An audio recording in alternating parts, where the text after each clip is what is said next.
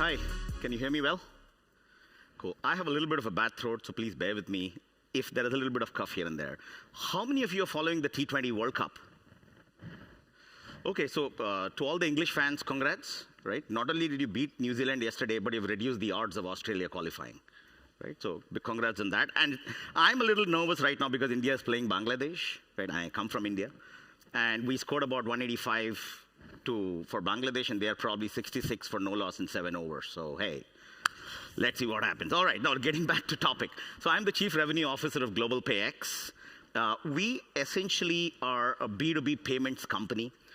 We started off in India a little over 5.5 years back. We pivoted and set up head office in the US. So today we have teams and customers across the world.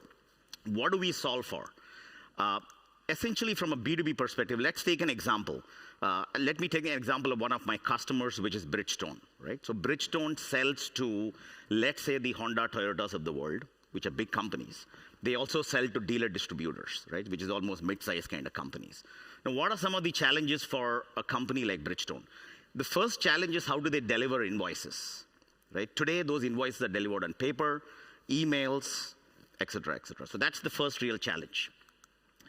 The second is in terms of when somebody makes a payment, right, whether it's a wire transfer, an ACH, a real-time payment, a check, whatever. There are multiple challenges in reconciliation. The first challenge is understanding who has paid. Second challenge is understanding for what the payment has happened, which means it could be a £100,000 payment, but it could be against a bunch of invoices, adjusting credit notes, doing some withholding taxes, right? Just understanding that, taking all the data, going back to the ERP, like SAP, Oracle, or whatnot, right, is an extremely time-consuming process. Now, time is a very important aspect here because many of these businesses are credit-based. So imagine it takes 3 days for Bridgestone to apply cash to the ERP. The credit to the distributor is not unlocked. So the distributor can't place the next set of orders till that's done, right? So that's why timing is very important. The third is sales teams, right? So I've been a sales guy pretty much all my life. We spend a lot of our time in collections. We go to customers, go to finance departments, get an Excel of outstanding, go to customers, et cetera, right? Sales guy should be selling, not trying to collect money. In terms of chase up for collections, right? Like there's overdue, there is an early payment. Cash discount, how does that happen today? It's via SMSs, emails, phone calls, very suboptimal kind of process. And there is a lot of errors possible because many of these processes today are manual. Now, those are Bridgestone's issues. But Bridgestone's customers have their own set of issues, right? And what are they? Let's assume there are 20 outstanding invoices a distributor has to pay. He or she does not have that in one single place. 2 is credit notes and debit notes are a big part of B2B trade. So the ability to apply credit notes at the time of payment is a very manual process, okay? C, they don't get dunning messages in context of invoices, in context of payment. For example, if there is an early payment cash discount, the way they receive it is again via an email. They don't know at the time of paying an invoice saying, hey, if I pay an invoice which is due 30 days out today, I could get a 1% early payment cash discount in context of the payment of that invoice, right? And that could be big, especially in today's world where credit is getting squeezed, interest rates are going up, right? All of this actually becomes even more important. The actual payment itself. So today when you try to pay a utility bill anywhere in the world, in the UK, in the US, in India, wherever, it's a very simple experience, 2 clicks. View the bill, select the bank, you're done, right? But B2B payments, whether it's ACH, checks, wire transfers, it's a very there's too much frictions in the actual payment process, right? What do? That's the problem we solve for, right? So we are essentially a B2B payments and working capital optimization company. We create an ecosystem of buyers and sellers. So Bridgestone and its sellers, which are distributors, and its buyers, which are the distributors, Bridgestone and its vendors or suppliers, right, on the AP side. That's the ecosystem we try and create to digitize communication, to automate payments, to automate reconciliations in the space, okay? That's where we are kind of based off. We are headquartered in Connecticut in the US with teams across the world. Now, JP Morgan at the bottom, right? So we go to direct corporates like Bridgestone and Stanley Black and Deckers of the world. And we partner with banks and FIs, right, and FinTech, large FinTech companies. JP Morgan is an early stage investor in the company. and also a global partner. So we're doing a lot of recon tech for JP Morgan. They refer us to customers, to corporate customers in different parts of the world. FIS, and I think a couple of my FIS colleagues are here. So FIS is a global partner where, and as you may know, right, FIS is probably the largest FinTech payments company in the world. They use a part of our stack from a white label perspective. Similarly, BNP, Deutsche, a couple of regional banks like Accounts HDFC in India, these are all partners. Now, in terms of what we do, let's take Bridgestone again, right? Bridgestone would have its own ERP like SAP, Oracle, Microsoft. A, we integrate to those ERPs very deeply, right? B, the first product we have is multi-bank. Now, let's say Bridgestone has 3 collections banks. Let's say it's Barclays, Lloyds, and Deutsche. Okay, today, each of those banks provide their banking data to Bridgestone in their own language. It could be an MT940, which is the standard. It could be proprietary formats. It could be APIs. So the first product which we do is we take all those bank data and consolidate it, interpret it into a standard format. That's our multi-bank product. Now, on the left side are the types of buyers of Bridgestone, right? Institutional buyers like Honda, Ford Motors, dealer distributors, one-off buyers, right? The behavior of each of these 3 segments is different. Now, the first product where we started the company is a EIPP product, which is electronic invoice presentment and payment, right? In simple words, think about it like a customer portal. So we take the data from Bridgestone's ERP, we create a customer portal both on the laptop desktop, which is the web app, and mobile apps, right, on Android and iOS. The end payers, which are the dealer distributors, can log into this ecosystem, log into our EIPP, which can be white labeled as Bridgestone, view invoices, make payments, make deductions, view statements, so on and so forth. So that's what we do on our EIPP platform. The other USP of the platform is the ability to integrate any and all payment rails, right? So Bridgestone could say, hey, I want to do SEPA with Barclays, and I want to do cards with FIS, right? That's cool. We can just plug in those payment rails, and when the distributor is trying to make a payment, those payment rails become available, right? So that's our EIPP platform. Today, there are about 50, 60 large anchor corporates on the platform, and about 30,000 dealer distributors who are actually transacting on the platform, growing at about 40% quarter on quarter, right? The second space is when a Honda makes a payment to Bridgestone, they refuse to come to a customer portal because they are a big company, right? Or when a Tesco is making a payment to Procter & Gamble, they will not come into Procter & Gamble's customer portal, right? Because Tesco is a big company. What happens in that space, institutional buyers, is they make a payment, let's say £1 million, and they send a document called a remittance advice or a payment advice, saying for what have they made the payment for, right? Which invoices, what deductions, what credit, et cetera, et cetera. Challenge is each customer, each institutional buyer sends their own format. So today there are armies of people, either in BPOs or in the finance departments of Bridgestone, just looking at these documents, going line by line, putting into a Excel, opening up the ERP, understanding what's happening, try and reconcile it and knock off the very tedious, thankless kind of a process. That's what we automate in Cash App, right? So our Cash App product automatically reads these documents. We apply a lot of AI and ML. 2, it automatically reconciles. It reconciles what the payer has said they have paid to the data in the bank and the data in the ERP. So this space is called Cash App. It's a 3-way reconciliation that it kind of automates. The last couple of products is a request to pay. So think about, let's say Carlsberg is one of our customers in Hong Kong. When a sales guy of Carlsberg is out on the field trying to sell beer to a pub, right? The payment happens at the time of receiving delivery. Today, all of that is happening via petty cash or cash. We digitize that. For example, the sales guy, as soon as he delivers 100 beers, can click a request to pay, an email goes to the bar owner who views the invoice, makes a payment, boom, it's done. And we take that data and go back and reconcile to the ERP. Similarly, request to reconcile, let's say Honda made a £1 million payment to Bridgestone, but they did not send a payment advice. So Bridgestone has no idea as to how do I reconcile. That's where a request to reconcile comes into picture. So that's our receivables stack. We have a similar stack on the payable side where we create a vendor portal for suppliers to interact with Bridgestone. We have the ability to automatically read invoices, same problems, right? Where vendors, imagine Bridgestone has 1,000 vendors. Each of them sends invoice in their own formats. Again, armies of people, millions in the world, are sitting, looking at these invoice data, taking it, punching it into the ERP manually. Again, all of this can be automated super fast, right? And we automate payouts. So that's a payable stack. What we try to achieve is what we call straight-through processing or straight through reconciliation. So that's the stack. I'm going to skip some of these slides. Okay, who do we do it for? So this problem is there in every industry, okay, whether it is FMCG, CPG, pharmaceuticals, medical equipment, manufacturing, steel, coal, doesn't matter.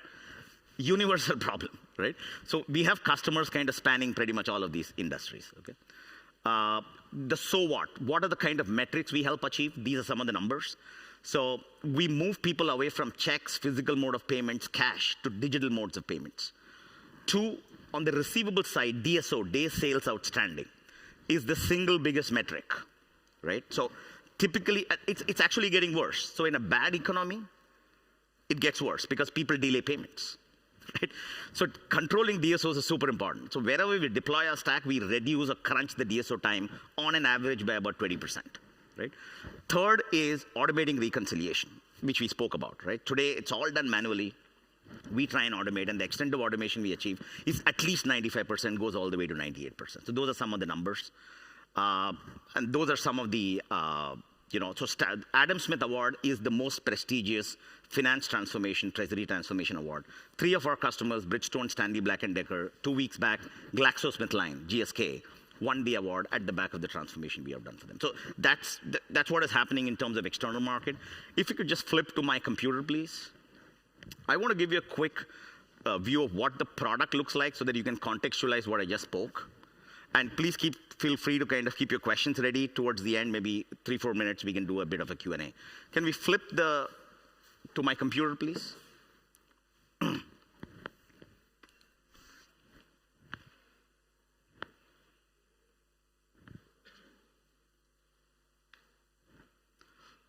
Cool. So as it comes, I think they're trying to set that up. Any questions any of you have, happy to answer, right? Till the demo kind of comes up. Yeah?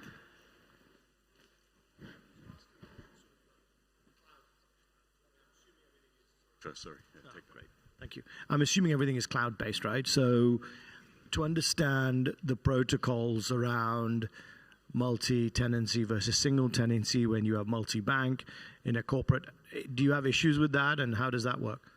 Sure. So the good news is cloud adoption is increasing in a hurry, right? So we are AWS first, Azure second, right? Kind of a cloud stack.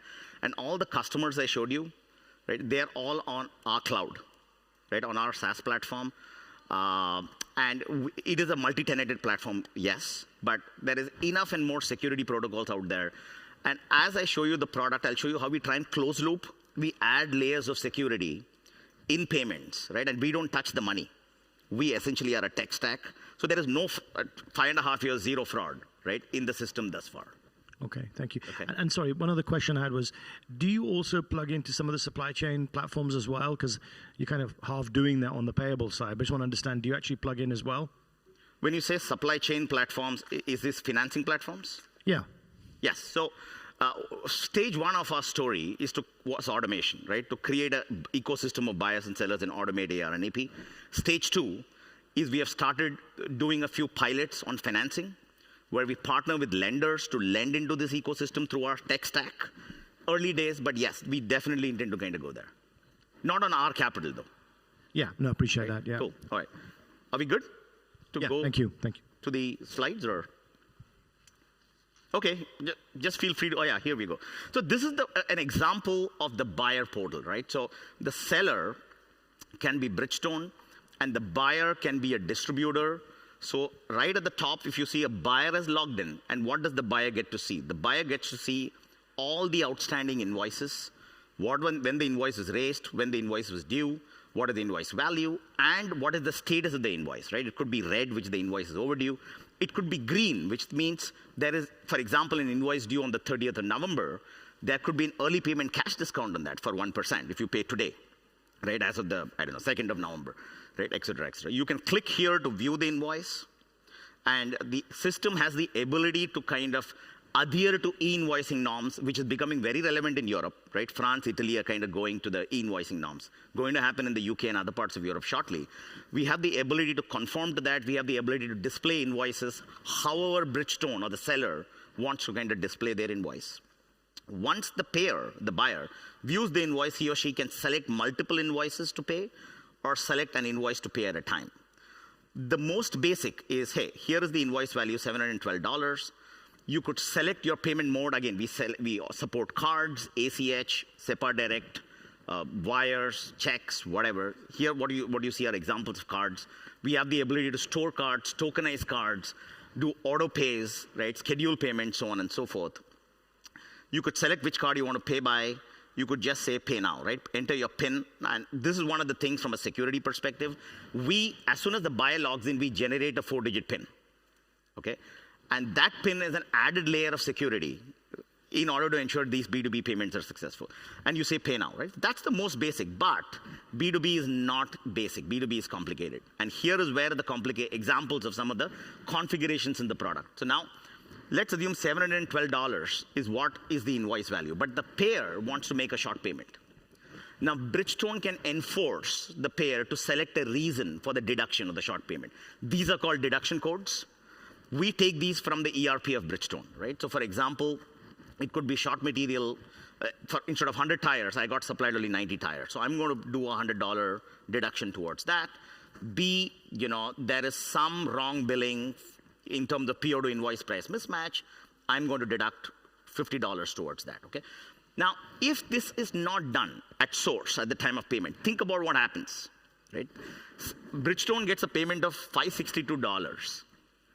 It doesn't know, there is no invoice for $562 because the invoice is for $700, right? So then there are phone calls, there are emails to sales guys, to the buyer saying, hey, what have you paid, right? But through this, in context, Bridgestone has saying, why did the payer pay less? All the available credit notes are shown here, so the payer can select one or more credit notes to make a payment. Now, in credit notes, right, there are added complexity. So Bridgestone, for example, has 2 lines of businesses. Let's say passenger tires and truck tires. They have a rule saying a credit note of one division cannot be applied towards the payment of another division, right? All of those are configurations and rules which can be made on the platform. And then you can future date payments instead of 2nd of November, you can future date it, put your PIN and say pay now, okay? Now, at the back end, what happens is, in the front end, the payer has said, I'm going to pay $535. If it is a SEPA Direct, if it is an ACH, we also integrate to the bank. Let's say Bridgestone's collections banks here is Barclays. As soon as the system cites $535 in Barclays, we have everything to reconcile. That's what we take, go to the ERP, knock off these particular entries, and the payer gets a real-time status of all the payments he or she has kind of initiated. Saying yellow could mean the payment has been initiated, like a wire. Green would be it is successful, red it's failed. For example, a card transaction, it failed. So that invoice will get opened up again, right? You can add payment methods, you can download statements, et cetera, et cetera. So this is what the buyer gets to see. This experience is also available on a mobile app on Android and iOS. What we are seeing is in the Western markets, even today, the laptop desktop for B2B payments is more used, but in emerging markets like India and Asia, there is more usage of mobile, even for B2B payments, right? So the whole experience is available natively on the mobile. You can download statements and do a bunch of stuff here, right? Now, let me flip this and let me show you the buyer's view, which is, let's say, Bridgestone's view or Stanley Black and Decker's view, right? So they get to view, sorry, just give me a second. They get to view a dashboard. And let me just log off and log back in. Yeah, they get to view a dashboard of everything, right? Saying, who are the buyers who are maximum outstanding? What's my payment behavior? And if you notice here, this whole platform can be white labeled. It can be white labeled as FIS, who is my partner, who in turn selling to other customers. It can be white labeled as Bridgestone, right, et cetera, et cetera. You kind of see what's the payment behavior here, what's paid before due, after due. You see collection buckets, right? 1 to 30 days, how much is outstanding? 31 to 60 days, what's outstanding? The platform has the ability to send auto messages, right? Saying if something becomes due, send an email, send an SMS, right? If there is a cash discount that becomes available, send an email, SMS. All those capabilities exist on the platform, right? So that's what the EIPP, right? The buyer and the seller, I showed you views of what each of them see. We are trying to automate the communication, payments, statement exchanges, et cetera, between the two of them, right? The other platform is reconciliation. This is the example where Honda is paying Bridgestone, right? Or Tata Motors, which is one of the largest companies, trying to pay Bridgestone. The challenge here is these big companies will not come into a buyer portal. What happens here is the system here, we take the data from the ERP and say, hey, this is the outstanding for customer A. When the payment comes from the customer, this is an example of a payment advice, right? It's a PDF where a big customer has said, I have paid you $700,000 towards invoice A. I have made a deduction of XYZ. Here is another example of a payment advice. It happens to be PDF, but the document formats are all different. That's where our systems come into picture. We read it, learn it, reconcile it automatically. So in the payment that's happened, the machine is automatically reconciled 95 plus 21. 15, the machine has found a pattern. 13, the machine couldn't do anything, right? So this almost is like a reconciliation platform. I'm going to pause here and, address questions on these platforms. I can keep going, right? And if any of you guys are interested to learn more, we have a booth, the second booth, out there. Please come and spend time with us. We really are about to kind of embark on our journey in UK, Europe. By early next quarter, we'll be setting up our office and operations here. So keen to kind of find partners, customers, collaborators in this particular market. Yeah, happy to answer questions. I've got some questions, Narayan. Yeah, hi. If anyone has any questions, please put your hand up. We will get a microphone out to you. Okay, thank you. Now, Nara, this whole space is really interesting, the whole B2B payments. What are some of the latest emerging trends that you're seeing in B2B payments? Okay, so some of the emerging trends is movement. See, Europe has actually been phenomenal, right, in terms of the actual payment rails itself, thanks to SEPA Direct and stuff like that, right? Open banking. That's starting to go in other parts of the world. India has been a torchbearer too, right? For example, ACH is a phenomenal process in India, but the US is an early adopter. Still 40% happens via checks, right? But that's changing. So that's one thing which we see changing big time. Two is the whole digitization, what I just showed you, right? So C2B, consumer to business, utility payments or whatnot, has been a solved problem. Lots of venture capital money and lots of money has kind of gone behind that, customer experience, customer journey and all of that stuff, right? Touchless, seamless. That's happening in B2B now, right? It's probably 5% of the problem is solved, 95% to go, but the journey has started. Hopefully I answered the question. Did answer my question, yes. If we just get a microphone down to the front here. If you can just start by stating your name and where you're from, please, as well. Thank you. Hi, Rajesh from ITC. Naru, fabulous session. One of the questions, I mean, this seems so blindingly obvious, isn't it? I mean, what you just said, I mean, every corporate would want to do something like, I mean, this is to stem revenue leakage. And there's so much that you can unlock in terms of revenue that's stuck in different internal processes, really, and external process. Yeah. So what stops people from doing this? What I'm trying to say is, why is this a new problem to solve? I mean, if you just look at the case of UK and European organizations today, what has stopped them from doing this? I mean, what are the challenges and constraints they have today? So I think a lot of it is, evolution in tech. So the first generation of trying to solve these problems was setting up of shared services, trying to reduce the cost of labor doing, all what I kind of said, right? Or outsourcing it to BPOs and all of that stuff. Stage two, which started about 10 years back, was RPA, robotics process automation. Look at activities and keep trying to automate one activity at a time, right? But today, because of confluence of cloud, right? Security, deep tech, which can AI and ML in terms of ability to automate. Today, all of this is available at scale, and it's really solving problems, right? So today, the cost of doing something like this has come down dramatically down.